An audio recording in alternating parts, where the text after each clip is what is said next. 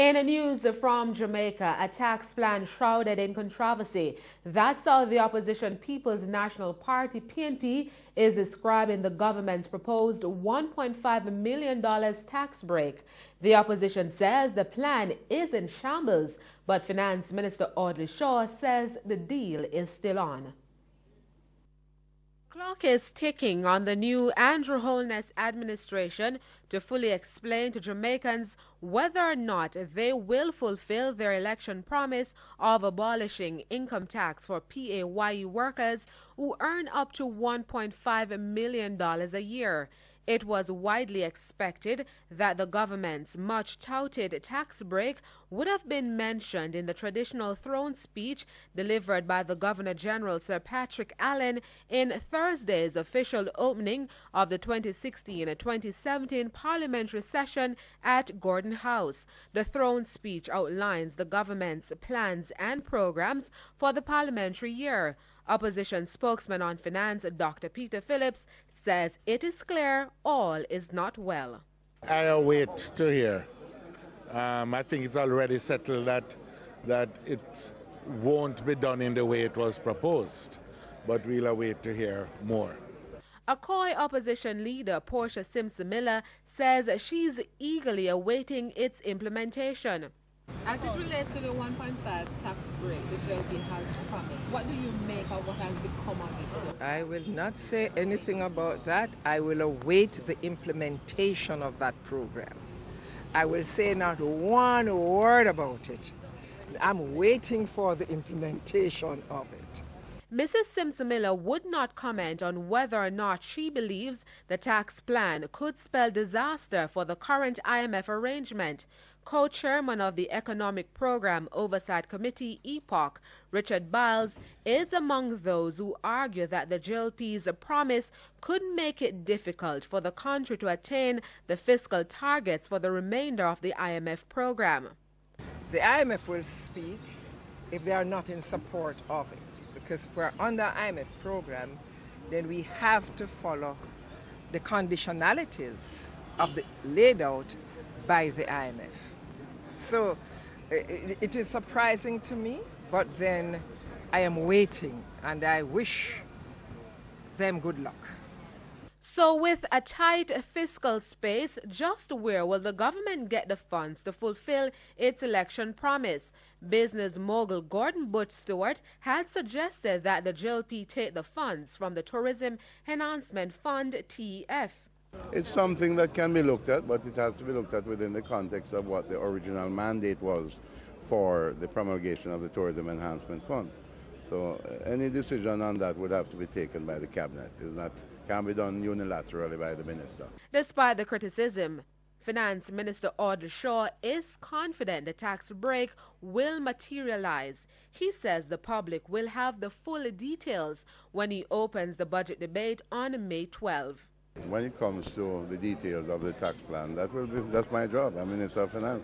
When I speak on the 12th of May, I will make the details available. So as the country waits anxiously to hear the details of the tax break, the JLP is being warned that if they fail to deliver, it could impact their political fortunes. I don't want the government to fail. When the government fails, the people fail. What I want is to see more success in the interest of the Jamaican people. Whatever it is, I'm not supporting failure. What I want to see is that the Jamaican people can reap some success as a result of policies of the government and programs of the government. Meanwhile, opposition Senator K.D. Knight says it's obvious the JLP is campering for funds to make good on its $1.5 million tax break promise. According to Senator Knight, it is now clear that the promise was an election ploy. There's no doubt about that. There's no doubt about that. The thing is that they were warned.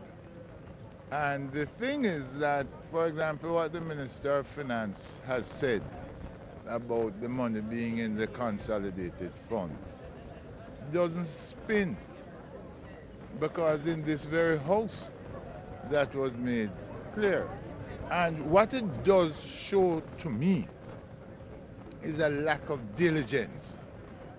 With that kind of commitment, I's must be dotted and T's crossed before there can be any announcement, especially it being said it is a commitment and the 1st of April is payday.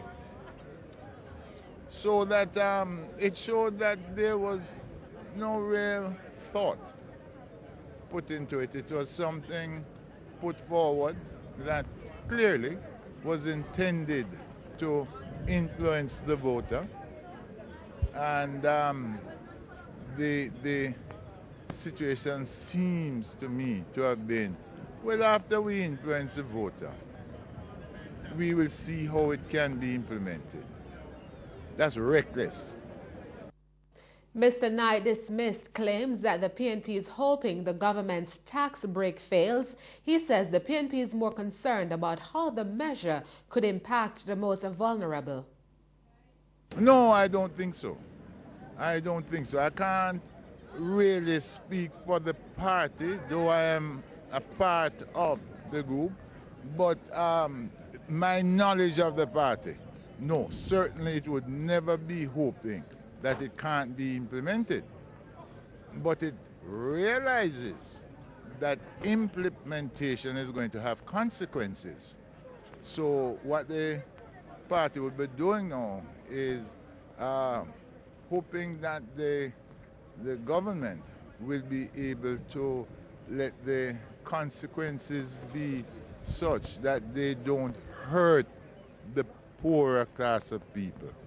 Because, for example, if it is that they are going to increase GCT or increase the items on which GCT is placed, you're going to hurt the poorer class of people.